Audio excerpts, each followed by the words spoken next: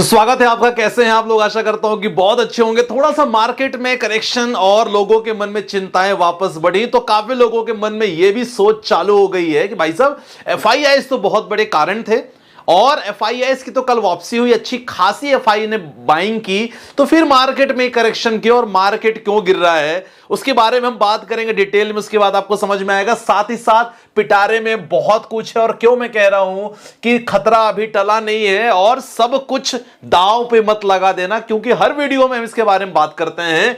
तो एफआईआईस की buying free market में दवा इंपॉर्टेंट, ये कवर करेंगे। एसआईपी वाले क्या गलती करेंगे फिर से, उसके बारे में बात इंपॉर्टेंट रहेगा। सर एक गवर्नमेंट का स्टॉक है और लोग ना उसको खरीदने की होड़ में हैं, 20% का अपर सर्किट लग चुका है। सोचो तो जब आप ऐसे शेयर को देखते हो तो क्या आपको ध्यान देना चाहिए यार, आंख बंद करके नहीं खरीद लेना चाहिए, क्योंकि ऐसी न्यूज आपको हर जगह मिलेगी।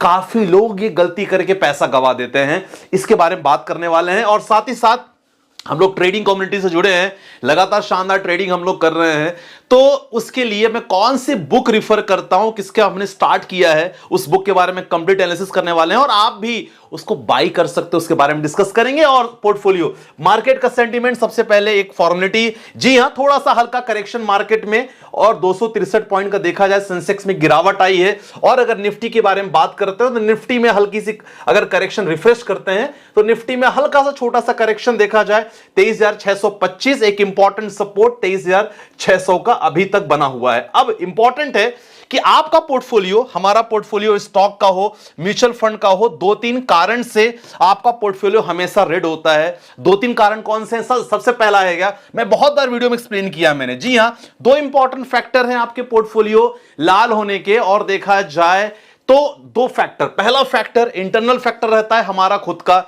हमारी कंपनी की ग्रोथ हो गई, हमारा कंपनी का वैल्यूएशन हो गया, रिजल्ट्स हो गया, रेवेन्यू हो गया, जो देखा जाए पॉजिटिव है, कोई दिक्कत वाली बात नहीं। अब जो करेक्शन चल रहा है उसके बारे में हम बात जरूर आएंगे, लेकिन रेवेन्यू, ग्रोथ, वैल्यूएशन, रिजल्ट्स अभी तक ठीक थे। थोड़े बहुत जो खराब आए थे उसको लेके अगला चैलेंजिंग Q4 का रिजल्ट है, लेकिन फिलहाल इंडियन मार्केट से कोई बुरी खबर सुनने को नहीं मिल रही है।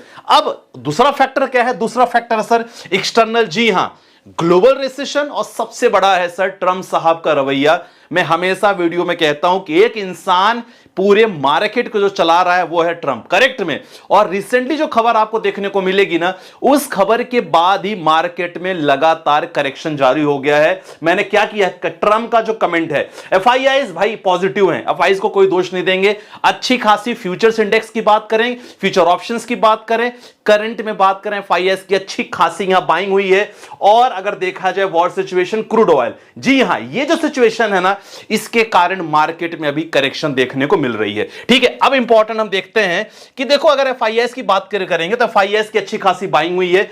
20 तारीख के बारे में बात करोगे 3,239 करोड़, 21 तारीख को 4,770 करोड़, 24 तारीख को 3,055 करोड़, 25 तारीख को 5,371 करोड़।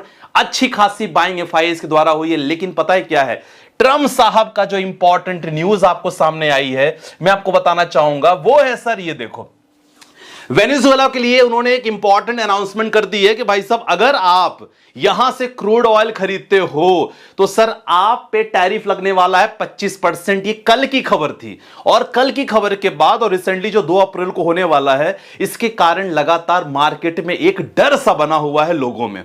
अच्छा, ऐसी कंडीशन में जो लोग गलती करोगे उसके बारे में हम नेक्स्ट पॉइंट पे आएंगे, लेकिन देखो यहां क्लियर कह दिया है कि भाई वेनेजुएला से अगर आप क्रूड ऑयल खरीद रहे हो, हम लोग खरीद रहे हैं, चाइना वाले भी खरीद रहे हैं, लेकिन हम लोग बहुत ज्यादा खरीद रहे हैं। आप देखोगे तो ट्रंप साहब ने कहा भाई 25% टैरिफ आपको हम लगा देंगे। इंडिया चाइना 2 इंपॉर्टेंट देश है, और देखा जाए तो सर 19 लाख 1,600 देखा जाए तो देखा जाए तो 1,91,600 बैरल पर डे हम लोग खरीदते हैं। उनकी प्रोडक्शन देखा जाए ना सर, उनकी प्रोडक्शन 5,57,000 बैरल है पर डे, लेकिन उसमें से देखा जाए तो 2,54,000 हम लोग खुद खरीद ले रहे हैं।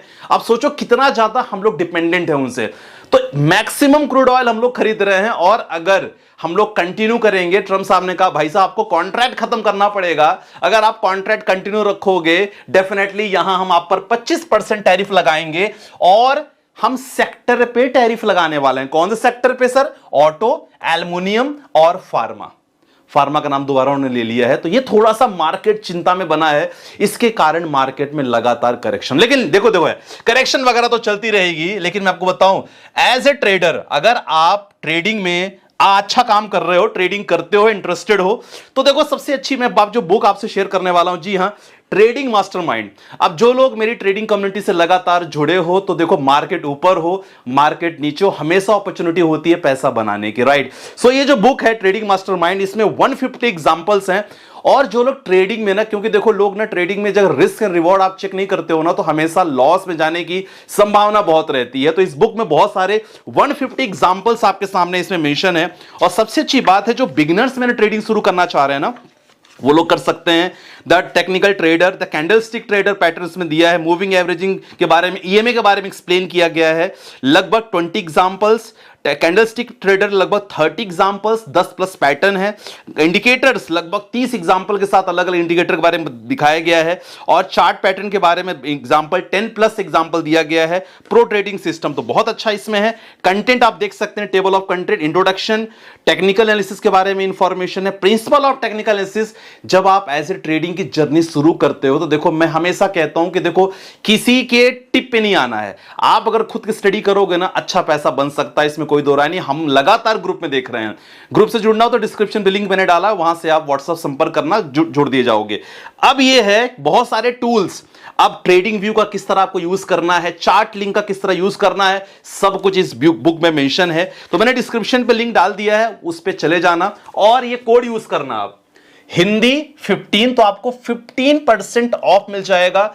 आप हिंदी में करवाना लेना चाह रहे हैं बुक को, इंग्लिश में लेना चाह रहे हैं, तो आप बाई कर सकते हो, है ना। तो 15% ऑफ है, ध्यान रखना, ये कोड जरूर मेंशन करना, हिंदी 15, तो आपके घर पे डिलीवर हो जाएगी। बाकी कोई डाउट रहेगा तो डेफिनेटली मैं रहूंगा। लेकिन इसमें जब बहुत सारी चीजें जो मुझे बहुत अच्छी लगी है, खासकर अगर आप कैंडलस्टिक पैटर्न के बारे में पढ़ोगे, बहुत शानदार इसमें है। डिफरेंट एग्जांपल्स हैं, अलग अलग स्टॉक के बारे में एग्जांपल देख के दिया गया है कि यार कोई भी स्टॉक में अगर फॉल्स ट्रेडिंग होती है, कब कहते हैं ना कभी कभी फॉल्स ब्रेकआउट होता है, तो कैसे होता है, ये सारा एग्जांपल बहुत शानदार दिया है।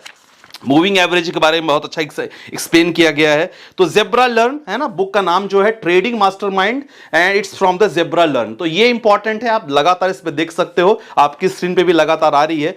तो इसमें बेहतरीन एग्जांपल है जो मुझे बहुत अच्छे लग रहे हैं, मैं लगातार पढ़ रहा हूं। केस स्टडीज इसमें बहुत अच्छा है, और खासकर रिस्क मैनेजमेंट, क्योंकि हम लोग जब ट्रेडिंग करते हैं ना, तो सबसे इंपॉर्टेंट है कि यार हम लोग रिस्क को ध्यान नहीं देते।